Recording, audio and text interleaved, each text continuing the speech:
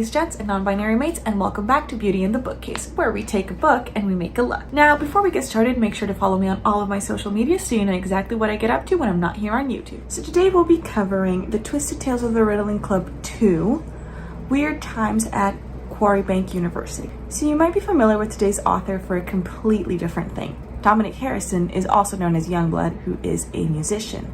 However, he has been in the graphic novel game since 2019 when he released The Twisted Tales of the Ritalin Club 1, which we have made a video on before, so if you haven't seen that, make sure to check that out. And aside from the book we are covering today, Yungblud is continuing his journey in the graphic novel world with a third and potentially last, but that's a little bit vague, installment of The Twisted Tales of the Ritalin Club titled The Funeral, coming out in October. And it seems it's going to have some type of link to his latest album that's coming out in September. So I'm very excited for that. So just as the first time around, Dom partnered up with Ryan O'Sullivan, a fellow man from Yorkshire, who actually does consistently work in the graphic novel world as a writer. Some of his main works include Warhammer 40,000 Dawn of War and Void Trip. And while last time there were 4 different artists that had worked on the graphic novel, this time there were only 2, Mino Miyabi and Derek Jones. So just as last time, to avoid confusion, because there is a character in the novel called Yungblud, when I say Dom or Dominic, I'm referring to the artist/writer.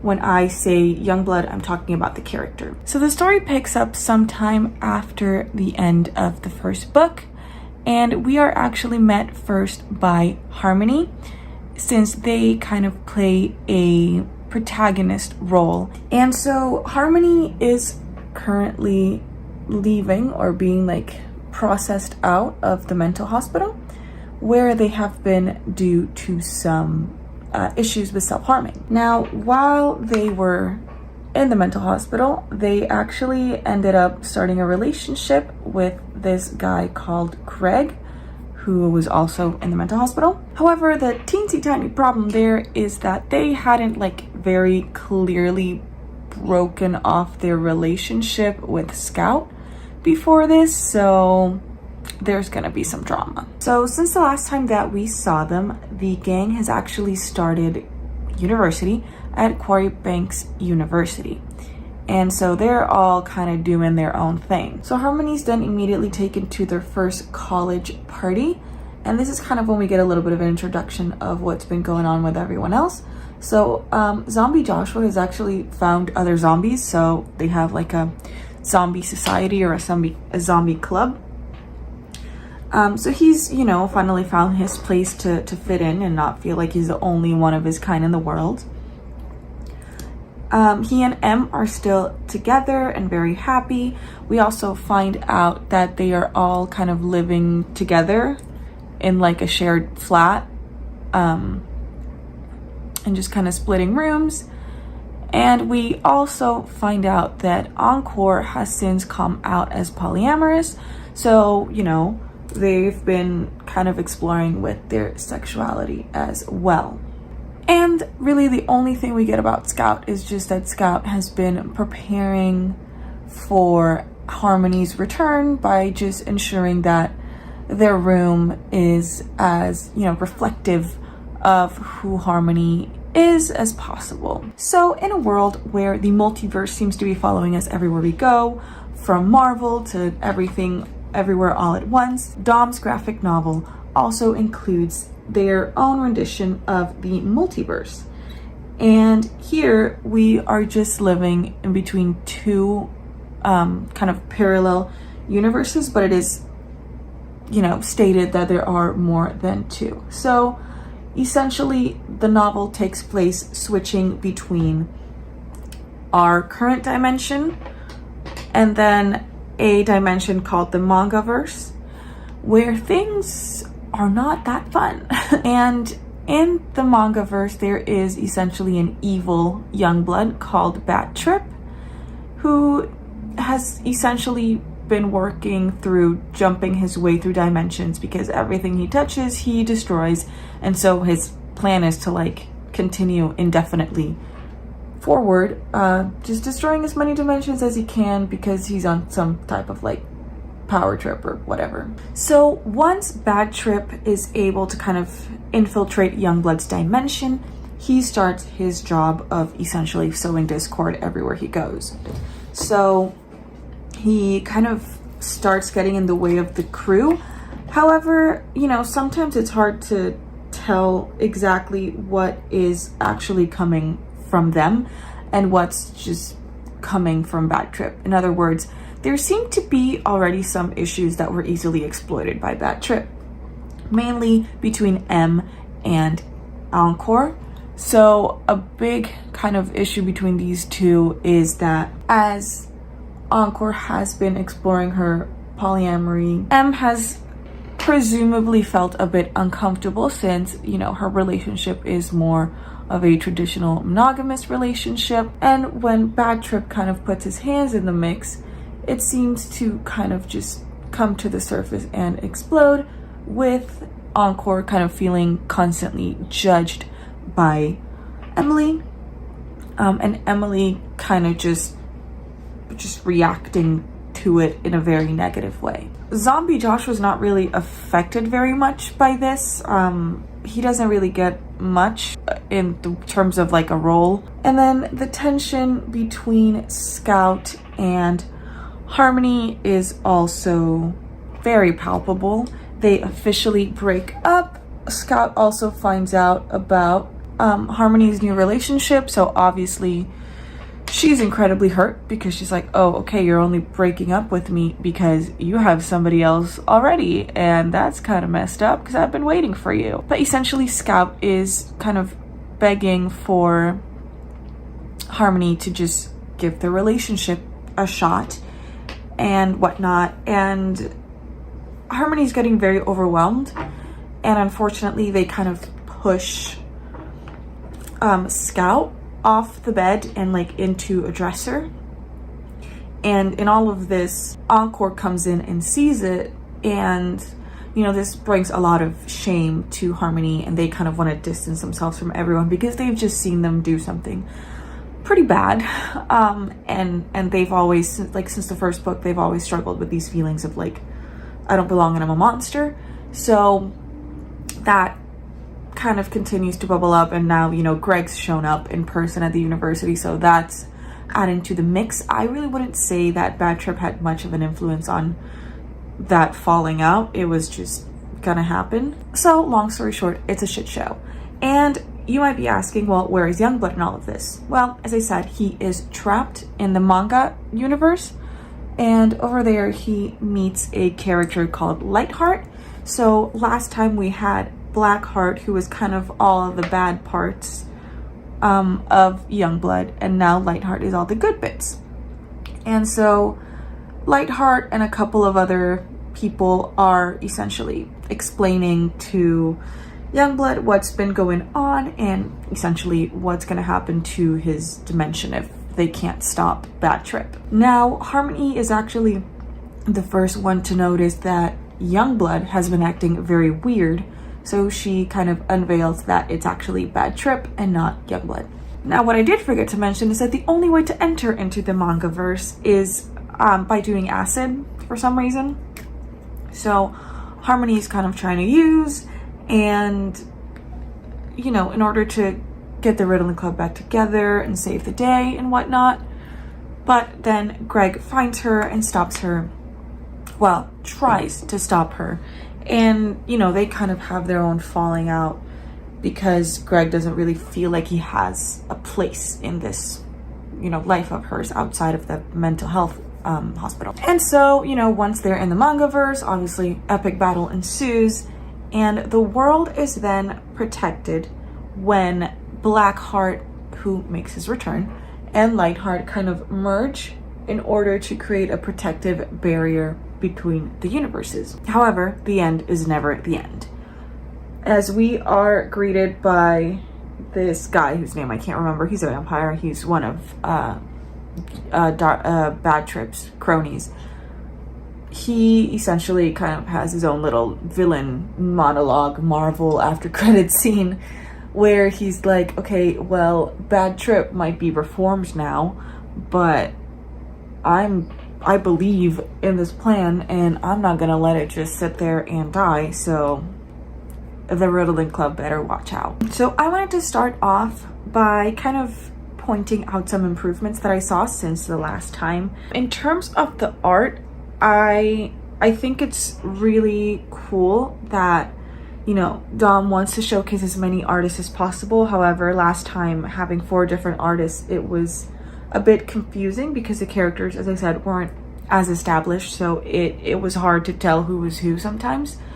However, I think having just 2 artists this time and including, you know, a plot where there are different universes or different dimensions really worked in his favor because, okay, you know, the characters looked more alike and we already had a bit of a clearer picture of who was who anyway since the first time. So overall, you know, I think having the 2 separate art styles really worked as a narrative device this time instead of just kind of like I wanted to showcase all these artists, but you know, there's only so much room. In terms of the story, I really liked that we had kind of characters that came back from the first graphic novel that weren't just the main characters.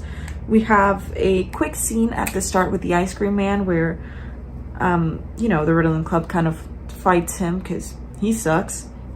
He's always encouraging all sorts of nonsense. And we also had, as I said, Blackheart coming back. I think it helps to kind of establish a clearer kind of thread instead of like, oh, this is like a one-off story where these characters are defeated and then you'll never see them again. I don't think it just helps set this up as more than just like, oh, this is just you know, this character's here for plot, and instead it's just kind of like this character is going to play an important role throughout. I mean, I think especially because those 2 characters represent such a big part of like the struggles of mental health, and, you know, kind of like falling into darkness and maybe doing things that aren't so great as a way to like cope with everything that might be going on with you. I think it's really great to kind of have those again. And in terms of characters, I know something I had pointed out last time was that I wasn't really very clear on, you know, either I couldn't see a very clear distinction between Harmony's and Encore's characters. So I think making Harmony the lead of this book was a good idea. It really helped set them up as their own person. And I think it was really cool to have Harmony lead this because we had already kind of seen that Harmony had their struggles, you know, with their self-esteem and their mental health and whatnot and self-perception. The first time around we had Yungblud and the Void, and the Void was essentially like all of his issues with self-esteem and anxiety and depression and whatnot. But it was very, you know, fictiony, obviously, you know. I think it's a common tool to kind of think of our negative thoughts. It's a completely different person. I think that helps a lot of people cope. But I think it was cool to get the opportunity to see somebody kind of struggling in real time, so to speak, and in a way that is a little bit more accessible to us, right? We can understand what it's like to be in Harmony's position. In terms of what could be improved, I think the story did feel really busy at times. I think having 2 plot lines going on at the same time when you have such limited space, you know. So yeah, I think it got a little bit busy and a little bit confusing at times because it was sometimes hard to see like how these 2 things connected, because it felt very much like the Ritalin Club's things with Harmony and then Yungblud and his own story. And then in terms of like characters, I did feel that the first graphic novel did a really good job of giving each character like their own chapter, so we got to know them a little bit more. Whereas with this one, because it was so focused on Yungblud and Harmony, most characters didn't have much of anything going on in terms of, you know, relevance to the plot. When we have all this drama going on between Encore and M, they fell so easily into that cattiness that it just felt like there had to be something going on even beforehand that we didn't get to find out. And so, you know, I wanted to kind of know more on the background of why are they so like tense with each other and, you know, what's been going on, and I wanted to see that kind of be resolved a little less quickly. I wanted them to kind of have a conversation. I wanted Encore to have, you know, a moment with M. Now, in terms of themes, honestly, I saw a lot of overlap with the first book, which isn't, you know, a bad thing. I think it kind of states like what's the purpose of making these, and I think it really connects to the kind of stuff that Dom's music is about. So it's a lot about mental health, belonging, and just kind of like self-expression. In terms of mental health, like I said, you know, I've talked a lot about like what Harmony goes through. As triggering as it might be for some people to see Harmony's journey, because they do struggle and they have instances where they kind of fall back on bad habits, I think it's nice to see a version of somebody getting, you know, help for their mental health issues, and it not just being like, okay, I went to the mental hospital and now I have no issues ever again and everything is great, because progress isn't always linear and it doesn't always work that way. And you know, I think we also have that moment of tension where Harmony pushes Scout, and I mean, that moment sucks for them, but I think it was just a really good moment for Harmony to kind of, you know, you have that moment where they're like, oh shit, like I'm a horrible person and I'm a monster and I don't deserve to be loved or close to anyone. And then, you know, we have them being a hero once more. And I think that's, you know, a good balance for them to be able to see, just because I am, you know, super strong and whatnot doesn't mean that I have to be ashamed of that. It just means that I need to be able to channel it into like a positive thing, as, you know, as a hero. Other themes, you know, we have a sense of belonging, obviously being very important in this novel. The Ritalin Club is all about like taking all the misfits in the world and kind of just bringing them together. But I think it's also cool that, you know, we get to see the gang go to college and everyone is able to find a place where they fit in, and they're still friends, but they also have their own independent things where it's like, you know, you might not need to only rely on this specific group of people. There might be other people out there and other places out there where you fit. And I think, you know, a huge part of this theme of belonging actually comes from Greg, who's like such a side character. You know, you have that moment where he's like, I don't want you to choose the drugs and I don't want you to take these pitfalls, and all of this was so much easier and so much better when we were in the mental hospital.